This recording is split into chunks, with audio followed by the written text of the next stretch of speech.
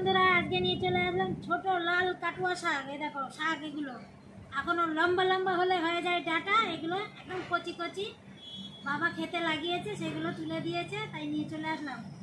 আজকে তোমাদের সঙ্গে এইটাই রান্না করে দেখাবো। তার জন্য শাকগুলো আমি প্রথমে বেছে, এ দেখো গোড়া সমেত দিয়েছে, এই গোড়া সমেত কেটে নেবো এইভাবে। একদম পরিষ্কার করে নিয়ে আসছি বন্ধুরা। শাক দেখো সব বেছে ভালো করে পরিষ্কার করে ধুয়ে নিয়েছি। এই দেখো সব বেছে নিয়েছি, একদম কচি শাক। এটা আজকে আমি কুচাবো না, এইভাবেই রান্না করবো। দেখো গামলায় ঢেলে দিচ্ছি, কতটা হয়েছে দেখো, দেখেছো অনেকটা হয়ে গেছে। ঢেকে দিলাম। এবার নিয়ে নিলাম কিছু চিংড়ি মাছ, গোটা গোটা চিংড়ি মাছটা দেখো অনেক বড় বড়। আজকে ছোট চিংড়ি পাইনি বন্ধুরা, তাই বড় চিংড়ি নিয়ে নিলাম। চিংড়ি মাছগুলো ভালো করে বেছে পরিষ্কার করে ধুয়ে নিয়ে উনুনটা ধরিয়ে দেবো। চিংড়ি মাছগুলো দেখে খুব ভালো লাগলো, তাই জন্য নিয়ে নিলাম। আজকে ডাটার সঙ্গেই রান্না করব। ডাটা শাক, ডাটা না। দেখো বেছে নিচ্ছি এইভাবে, আমি ভিতরের এইটা ফেলে দিলাম। চিংড়ি মাছ পরিষ্কার করে ধুয়ে নিয়েছি। দেখো কড়াই গরম হয়ে গেছে, তেল দিয়ে দেবো একটু।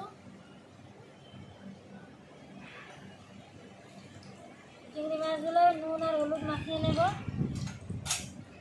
এদিকে বৃষ্টি টিপটিপ পড়া শুরু হয়ে গেছে। পুরো রান্না করতে পারবো কিনা তাও জানি না। চলো মাছগুলো এবার তেলে দিয়ে দেবো ভাজার জন্য।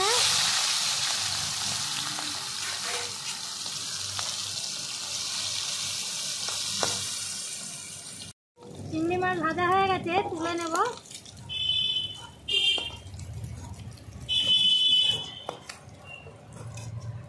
এই দেখো চিংড়ি মাছ। এবার দিয়ে দেবো তেলের পরে একটা শুকনো লঙ্কা টুকরো করে, কালো জিরে দিয়ে দেব, রসুন কুচি, এখানে নিয়েছি বড় দেখে একটা পেঁয়াজ কুচি, 5-6টা লঙ্কা। ভালো করে আমি লাল করে ভেজে নেব একটু।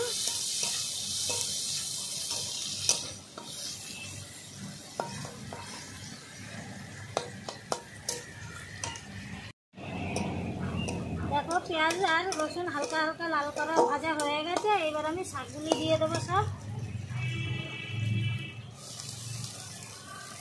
এত কচি শাক হবে, নতুন নতুন উঠেছে, একটা গলে যাবে বন্ধুরা। ওই জন্য আমি একদমই আজকে বটি দিয়ে কুচাইনি, এইভাবে দেখো আজকের শাকটা আমি বানিয়ে নিচ্ছি। একটু ঢাকনা দিয়ে ঢেকে দেবো, অনেকটা শাক ঢাকনা দিয়ে ঢেকে দিলে কমে যাবে। এবার উঠিয়ে নেবো একটু। দেখো শাক কত গলে নিচে চলে গেছে, দেখেছো? এবার আমি উপর থেকে দিয়ে দেবো হলুদ গুঁড়ো,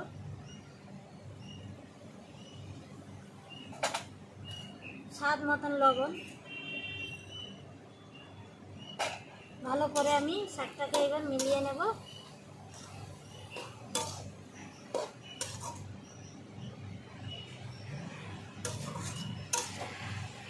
আবার ঢাকনা দিয়ে ঢেকে দেব 1 থেকে 2 মিনিট।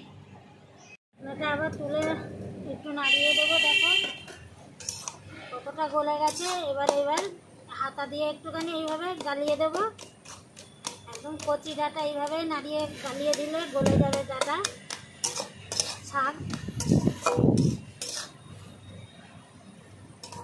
এগুলো লাল ডাটা শাক তো, সেই জন্যই এগুলো একটুখানি লালচে লালচে ধরনের। দেখো বড় বড় যে লাল লাল ডাটা আমরা খাই, সেই কচি কচি ডাটা শাক। এবার আমি চিংড়ি মাছ ভাজাগুলো দিয়ে দেবো।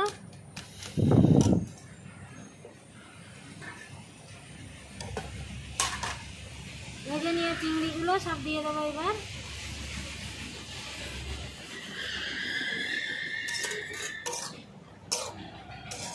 এইভাবেই আবার নাড়িয়ে চাড়িয়ে রান্না করলে রেডি হয়ে যাবে বন্ধুরা আজকের ডাটা শাক। দেখো বন্ধুরা, ভালো করে নাড়িয়ে চাড়িয়ে নিয়ে নিলাম। আমার শাক রান্না করা রেডি, নামিয়ে দেবো এবার। এই দেখো চলো নামিয়ে দেব।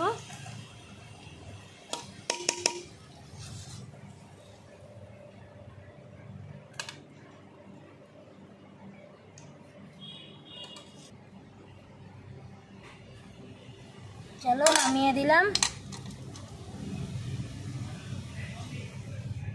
ছোট ডাটা শাক কেমন লাগলো অবশ্যই জানাবে, আর বানিয়ে খাবে, আশা করি ভালো লাগবে। আসছি তাহলে অন্য রান্না নিয়ে। বন্ধুরা নমস্কার।